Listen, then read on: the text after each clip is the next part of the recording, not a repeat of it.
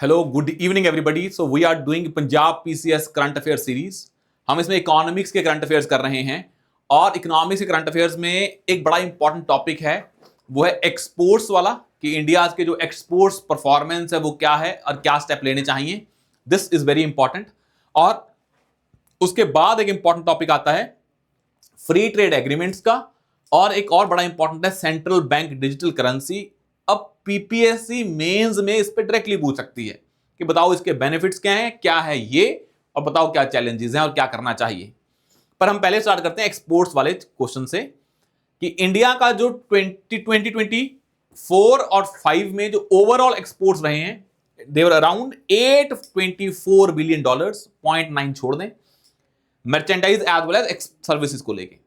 Global services exports में India contribution है 4.3%, exports as a percentage of GDP is 23%, export target is $2 trillion by 2030। ये पता होना चाहिए। तो जब भी हमारा क्वेश्चन आए कि भाई हमारा टारगेट क्या है, तो हमारा टारगेट हमें पता है ये $2 ट्रिलियन का है एक्सपोर्ट्स का। हमारी इकोनॉमी हमें बनानी है $5 ट्रिलियन की, उसमें से मेन कौन सा है, ये एक्सपोर्ट्स बड़ा इंपॉर्टेंट रोल प्ले करते हैं। भाई किसी भी इकोनॉमी को ग्रो करना हो तो एक्सपोर्ट्स का बड़ा इंपॉर्टेंट कंपोनेंट रहता है, और इसमें भी सेम चीज है। अब इंडिया का ट्रेड डेफिसिट की बात की जाए, अगर ट्रेड डेफिसिट की, recorded with 9 of the top 10 trading partners, तो हमारा 10 ट्रेडिंग पार्टनर जो टॉप के 9 के साथ हमारा क्या ट्रेड डेफिसिट है, ट्रेड सरप्लस नहीं है। That is the thing that is worrying India कि भाई ऐसे कर करके तो हमारा फॉरेन एक्सचेंज रिजर्व खत्म हो जाएगा। Trade deficit with China, Russia, South Korea, Hong Kong increased as compare to 2022। USA, Netherlands, UK, Belgium, Italy are the top 5 trading partners which India has trade surplus. Facts आपको बता दिए, आप इसको अपने हिसाब से यूज कर लोगे। And reasons of trade deficit is reliance on imported inputs, changing consumption patterns, domestic policy such as inverted duty structure. हमारा एक इशू रहता है इन्वर्टेड ड्यूटी स्ट्रक्चर इंडिया में, कि जो हमारा रॉ मटेरियल है वो महंगा आता है और फिनिश्ड गुड सस्ते आते हैं। इसके कारण इंडिया का ट्रेड डेफिसिट बढ़ रहा है, और कई जगह पे ऐसा इन्वर्टेड ड्यूटी स्ट्रक्चर है, आपको पता होना चाहिए। और main thing is changing consumption patterns. अब steps taken to boost India's exports, new foreign trade policy 2023 and automatic status holder certificates.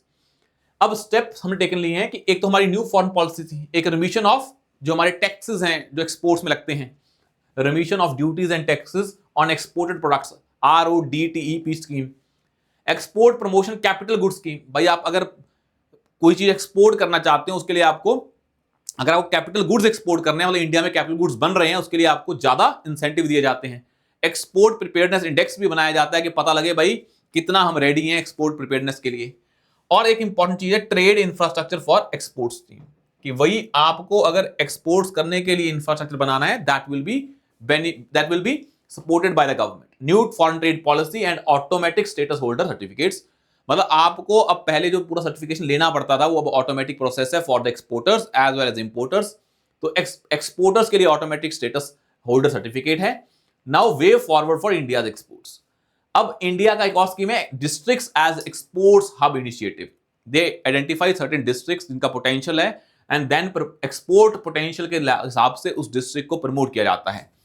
अब आता है वे फॉरवर्ड। मेन चीज है कि इंडिया की जब तक कॉम्पिटिटिवनेस नहीं बढ़ेगी, वो कॉम्पिटिटिवनेस इंडिया के बहुत सारी चीजों पे डिपेंड करती है, तब तक हमारे एक्सपोर्ट्स नहीं बढ़ेंगे, बिकॉज हम फिर चाइना से कंपीट नहीं कर पाते हैं। सेम रीजन हमने RCEP साइन नहीं किया, बिकॉज हमारे जो डेयरी प्रोडक्ट्स हैं वो कंपिटिटिव नहीं है as compare to western Nations.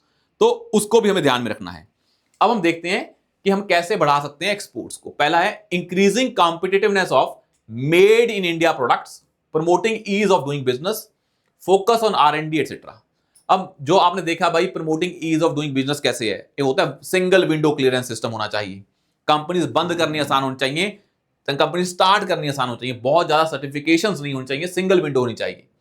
और हम मेड इन इंडिया प्रोडक्ट्स हैं, स्पेशल इकोनॉमिक जोन्स हैं, उनको यहां मेंशन कर सकते हैं। उसके बाद strengthening potential sector, diversification of India's export basket.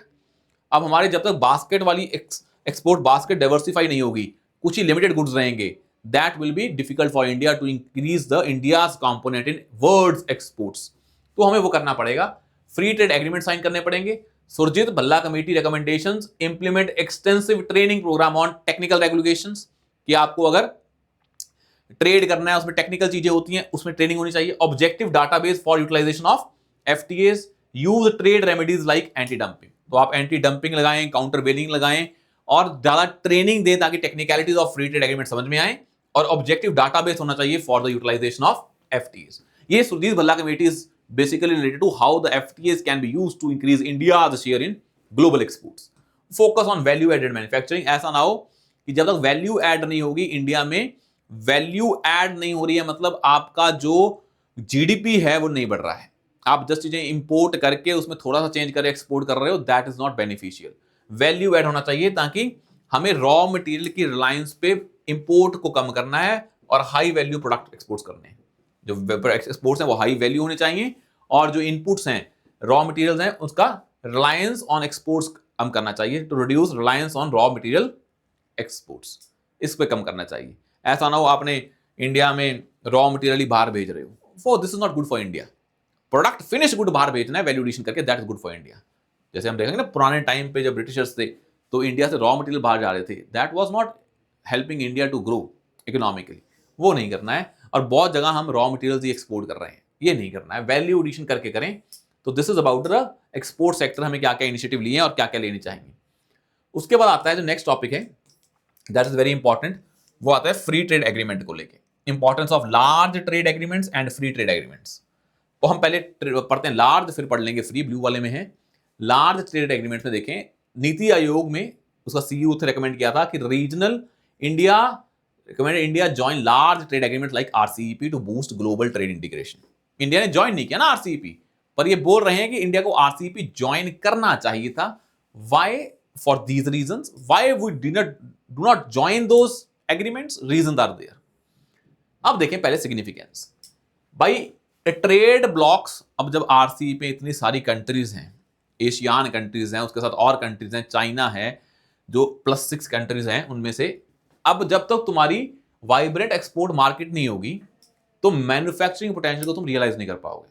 भाई मैन्युफैक्चरर्स को होता है हमें मार्केट दे दो फिर हम बना लेंगे सामान, जब मार्केट ही इंश्योर नहीं है, why they will produce more products. तो ये समझना है आपको, the trade blocks can serve as a vibrant export market for realising the manufacturing potential. फिर आता है trade competitiveness, parity in tariffs with Asian nations can help India attract private investment and benefit from China +1 supply chain strategy. अब जब से Covid आया तो हमने देखा कि दुनिया चाइना पे रिलाई नहीं कर सकती, रिलायंस नहीं हो सकता है, क्योंकि अगर सप्लाई चेन पे एक नेशन पे रिलाई करेंगे दैट विल बी डिजास्टर। सो हमने बोला चाइना +1 स्ट्रेटेजी। अब जब ट्रेड कॉम्पिटिटिवनेस बढ़ेगी, parity in trade tariffs with Asian nations can help India attract private investment. अब उनको लगेगा कि भाई यहां भी टैरिफ सेम है, वहां भी सेम है, तो इंडिया में चलते हैं, because India is basically, India को हमें यूज करना है चाइना +1 स्ट्रेटेजी में, तो India will be a good boost for the private investment and that will definitely increase the trade exports. FDI, because when you large trade agreement sign करोगे वहां पे FDI will also increase and that will increase employment opportunity as well as bring new ideas and technology, वो भी बड़ा important है। An independent study found that upon joining RCP, Indian economy could gain up to $6 billion by 2030, but because it will not be beneficial for certain sections, so political pressure में government didn't join that, और भी reason हो सकते हैं पर हमें ये join करना पड़ेगा। Next is strategic relevance, for example RCP is in line with India's act east policy और the idea of Indo Pacific where India gives Asian nations that centrality. You can mention about the strategic relevance of large free trade agreements. Targeted growth, India's ambition to achieve a total export target of $2 trillion by 2030 necessitate participation in the broader trade blocs. जब तक तुम नहीं participate करोगे बाकी nation participate करेंगे, तो भाई उनके प्रोडक्ट्स उन्हीं नेशन में जाएंगे ना, the why they will prefer India. India के गुड्स तो फिर महंगे पड़ेंगे because tariff rate will be high, तो इंडिया तो उस मार्केट से वैसे ही अलग हो गया, वंचित हो गया है। तो these are the good things about the large trade agreements. What are the challenges? The 3 important challenges are, first one is the trade imbalance.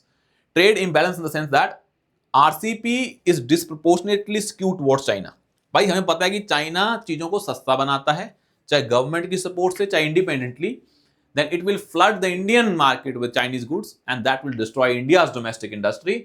और इंडिया का चाइना के साथ ट्रेड डेफिसिट वैसे ही बहुत बढ़ रहा है, it's already surpassing $85 billion, it will increase much.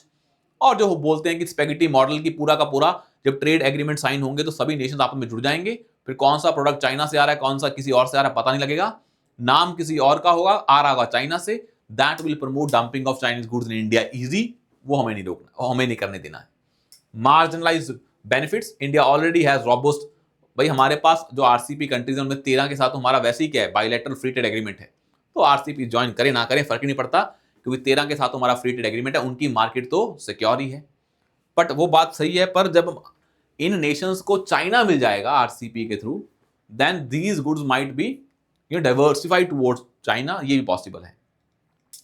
Stringent competition, regional FTAs will make cheaper imports easier, for example dairy industry, but regional FTAs will make cheaper imports easier, तो dairy industry खराब हो जाएगी क्योंकि बाहर से dairy products जो आएंगे वो बहुत ज्यादा आएंगे। तो these are the challenges with respect to large trade agreement.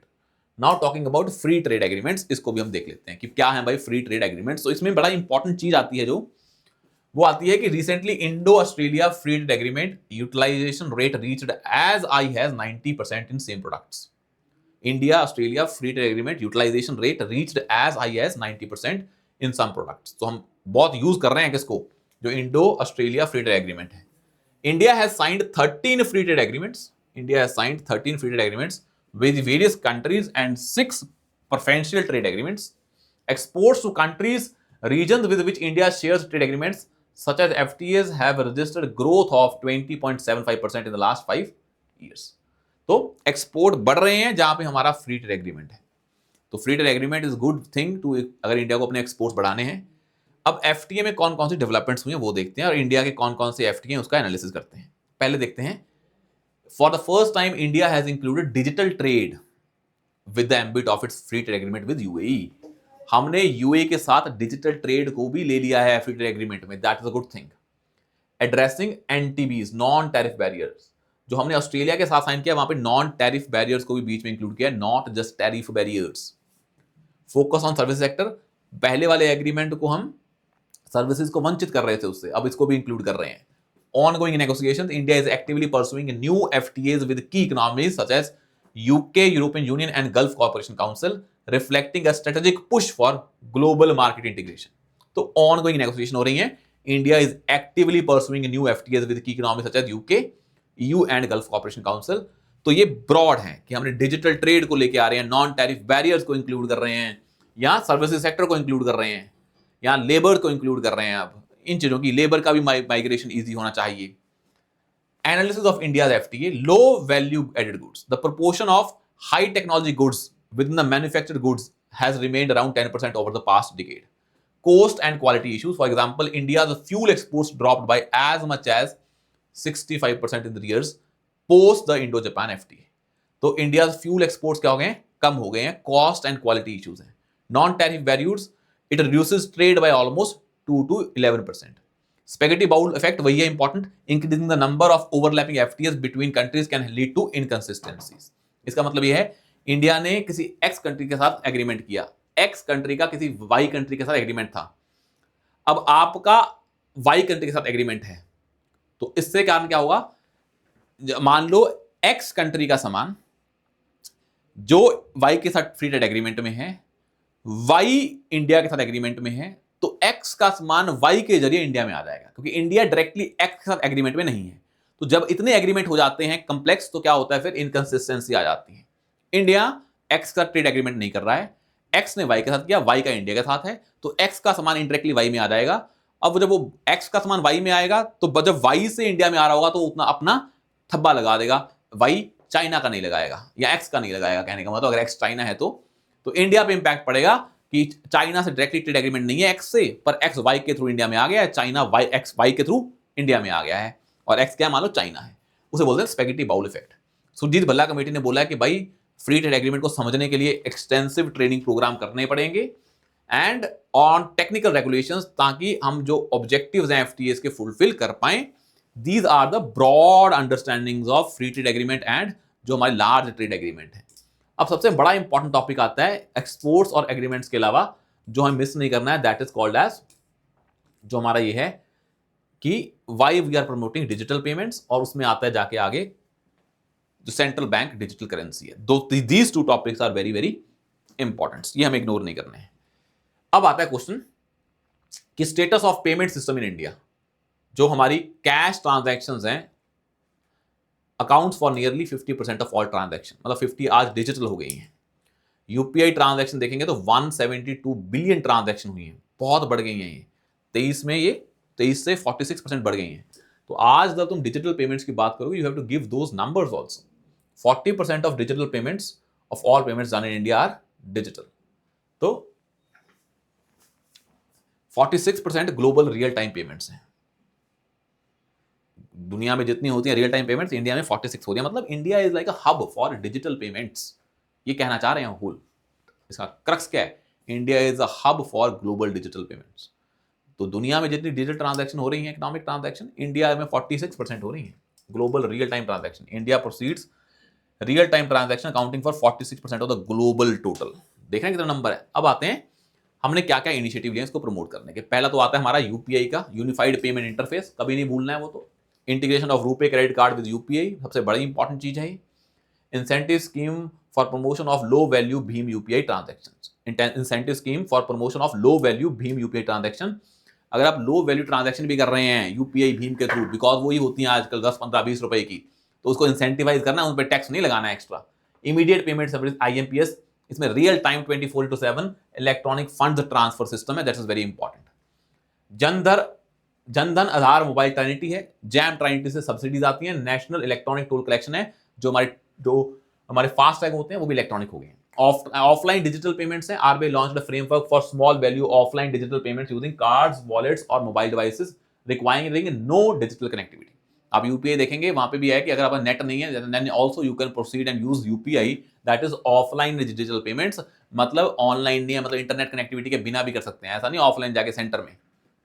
These are the initiatives that India used to promote digital payments in India. It's very important. Now, what are the challenges in and what are the aspects of internationalization of UPI? Because India जहां भी जाता है तो वहां पे UPI देके आता है कि आप भी हमारे इस डिजिटल पब्लिक इंफ्रास्ट्रक्चर का यूज करें और अपनी कंट्री में यूपीआई फैलाएं।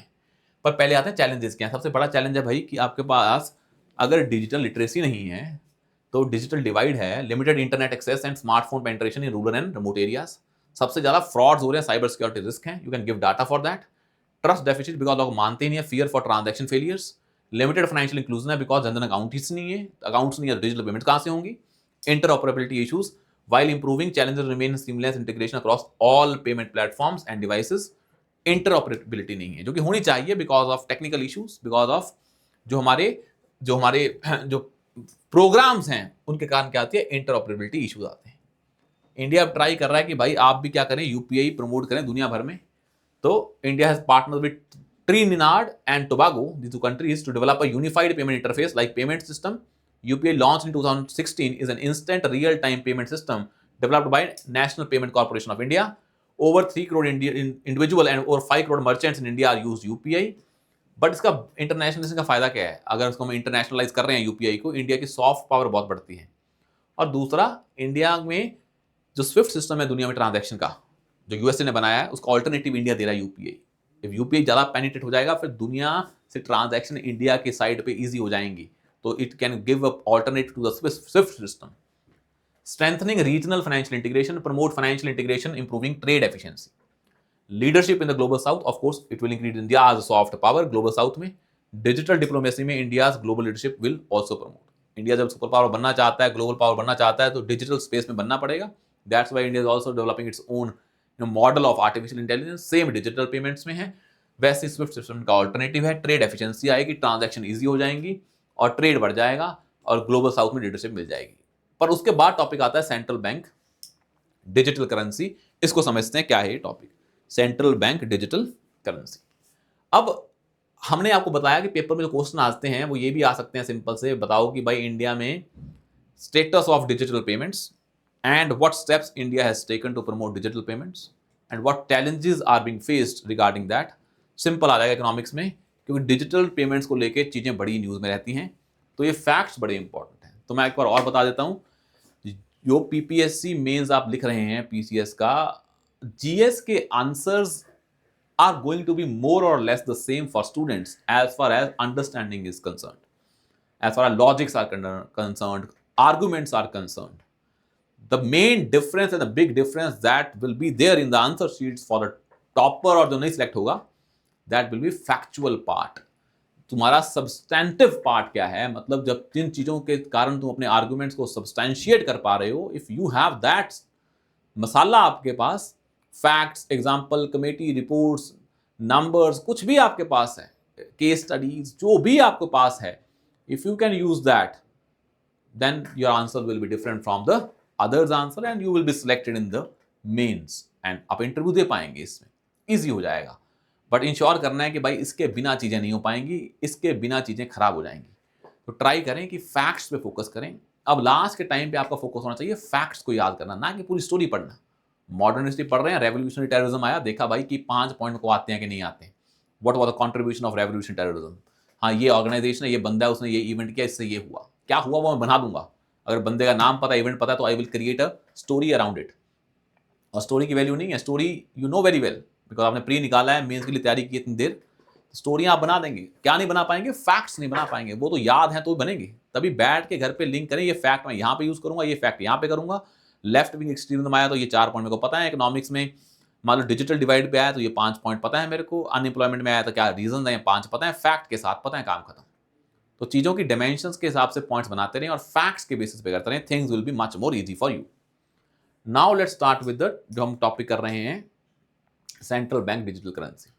जो क्रिप्टो करेंसी दुनिया में बढ़ रही थी कि भाई जो हमारी वैसे करेंसीज हैं जो कंट्रीज के, उन पे ट्रस्ट कम हो रहा था ना. जब ग्लोबल इकोनॉमी स्टेबल नहीं है तो ट्रस्ट कम हो जाता है, तो उसके लिए क्रिप्टो करेंसीज आई थी. पर क्रिप्टो करेंसी का प्रॉब्लम क्या है? वो प्राइवेट है. Private in the sense they are not regulated by government, they are decentralised, और ये अपने आप इकोनॉमी में एग्जिस्ट कर रही हैं और इन पे कोई चेक नहीं है. तो बहुत सारे recently US president issued an executive order for banning the establishment of USA central bank digital currency, that is the digital dollar. उन्होंने बैन कर दिया, पर हम तो कर रहे हैं अपना सेंट्रल बैंक डिजिटल करेंसी. अब 3 टाइप्स ऑफ डिजिटल करेंसी होती हैं. एक होती है क्रिप्टो करेंसी, एक होती है सेंट्रल बैंक, एक होती है स्टेबल कॉइन्स. फर्क देखें तीनों में क्या है. Crypto currency regulates the generation of new units and secures transaction using cryptographic methods. मतलब उसमें आपको जो कोड होता है उसको डिकोड करना पड़ता है, तब आपको क्रिप्टो करेंसी मिल जाती है. और उसके लिए आपको डिजिटल मैथमेटिकल इक्वेशन सॉल्व करनी पड़ती हैं, जिसको मिल जाती हैं. फिर सभी को पता लग जाता है कि ये करेंसी मिल गई है, चली गई है. किसके पास है ये नहीं पता, एनोनिमिटी रहती है, पर ये पता होता है कि कौन कौन सी करेंसीज अभी जो हमारी उसमें है, मार्केट में है. अब ब्लॉकचेन लेजर होता है ताकि सभी को पता लगता रहता है, ट्रांसपेरेंसी बिल्कुल बनी रहती है, पर हाँ बंदे के बारे में नहीं पता लगता है, एनोनिमिटी होती है साथ में. और इसे डिसेंट्रलाइज होती है. फॉर एग्जांपल बिटकॉइन किसी के कंट्रोल में नहीं है. आपने कैलकुलेशन सॉल्व की, मैथमेटिक्स इक्वेशन, आपको मिल गया बिटकॉइन. और बिटकॉइन मिलने के बाद आपको किसी को भी बेच सकते हैं. चीजें डिसेंट्रलाइज हैं, कोई रेगुलेट नहीं करता है, कोई भी सेंट्रल अथॉरिटी नहीं है. अब जो सेंट्रल अथॉरिटी नहीं है तो भाई क्या करें, इसका मिसयूज भी होगा. And we have seen in the past also कि भाई crypto currencies are used for drug trafficking, for human trafficking, for all the organised crime also, because you can't locate the भाई किस बंदे की क्रिप्टो करेंसी है.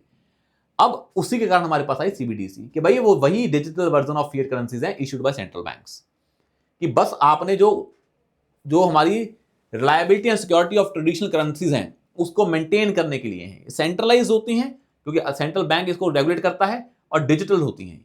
जैसे India ने digital rupee बनाया, वो क्या सेंट्रल बैंक डिजिटल करेंसी है. ई रुपी हो गया ना, ये डिजिटल रुपी हो गया. एक ई रुपी है वो अलग है, पर ये डिजिटल रुपी है तो बस ये सेंट्रल बैंक का है. अब इसे सेंट्रलाइज है, ये डिजिटली है. आप भाई वैसे हमारे पास करेंसी, आप उसको जाके आपके अकाउंट में पैसे हैं 10 लाख रुपए, आप एटीएम के आपने निकाल लिए 50,000, निकाल सकते हैं. पर वो सीबीडीसी होगा तो आप पैसे निकलवा नहीं पाएंगे, वो डिजिटल फॉर्म में ही रहेगा. तो सारी ट्रांजैक्शन डिजिटल फॉर्म में ही होंगी. स्टेबल कॉइन्स होते हैं typically backed by underlying assets, reserves और by algorithm that modify the supplies based on market demand, design to have a constant value. तो मतलब बिटकॉइन भाई डिमांड और सप्लाई फिक्स नहीं है, स्टेबिलिटी नहीं है वहां पे. स्टेबल कॉइन्स हैं जहां की डिमांड और सप्लाई को रेगुलेट करके ही चीजें होती हैं, जहां स्टेबिलिटी बनी रहती है. और ये सेंट्रलाइज भी हो सकता है और हाइब्रिड भी हो सकता है. फॉर एग्जांपल टीथर, तो design to have a constant value in comparison to traditional currency और अदर एसेट. तो आपने कैसी करेंसी बनाई कि जो ट्रेडिशनल करेंसी के साथ स्टेबिलिटी में है, उसका कुछ फैक्टर है जो उसको इंपैक्ट कर रहा है, पर वो स्टेबल है. यहां पर कोई स्टेबिलिटी नहीं है. तो हमने बिटकॉइन के बदले में लेके आए टीथर, या फिर मान लो हमारा क्या है, डिजिटल रुपी है. दोनों ऑल्टरनेटिव्स हैं.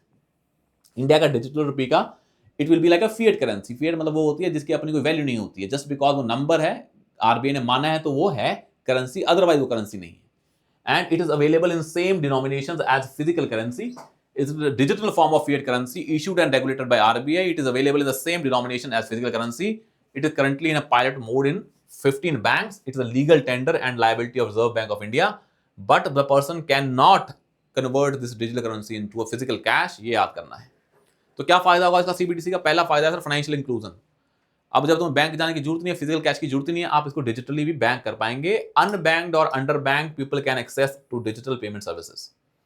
अब ट्रांजैक्शन कॉस्ट कम हो जाएगी सर। पहले आप एटीएम बनाते हैं, फिजिकल करेंसी सब खत्म हो जाएगा, reduce transaction cost, dependence on cash क्या हो जाएगी, खत्म हो जाएगी, करप्शन क्या हो जाएगी खत्म, ब्लैक मनी खत्म, टैक्स इवेजन खत्म, इलीगल एक्टिविटीज खत्म, बेटर ट्रैकिंग ऑफ ट्रांजैक्शंस और other improve monetary policy transmission. आज आरबीआई कुछ स्टेप लेता है, रेपो रेट कम किया, उसका इंपैक्ट ही नहीं पड़ता है, क्योंकि भाई उसके लिए बहुत सारे और बीच में फैक्टर आते हैं।